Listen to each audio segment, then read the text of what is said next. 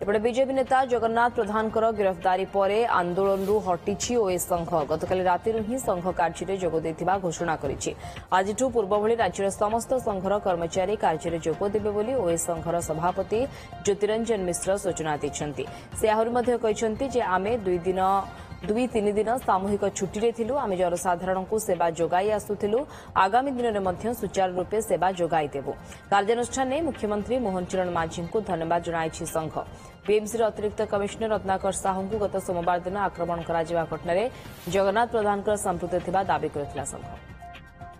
जो व्यक्ति विरुद्ध रे आमे कार्यानुष्ठान दाबी करी आसुथिलु से व्यक्ति को गिरफ्त करा जाइछि एवं से गिरफ होला परे आमे खबर पाइला परे आमे हमर निजर जो डिस्ट्रिक्ट ब्रांच अच्छी और सीनियर अफसर सहित आमे मीटिंग करला परे आमे या डिसाइड कलु जे आमे इमिडिएटली कार्य रे योगदान करछु। हमर डिमांड तो मेन डिमांड जोटा थिला सेटा फुलफिल हैला। सेकंड डिमांडटा जोटा अछि सेटा टाइम कंज्यूमिंग आउ आमे निश्चित आशा करछु सेटा मध्ये फुलफिल हे जिवो। नै जनसाधारण को आमे अपील करबु जे आमे आपन को सेवा जोगे देई आस्थुलु एवं आगु को मध्य देई चलिबु। आपण प्रति आमे पूरा संवेदनशील आमे Sri Sri University. Admission open.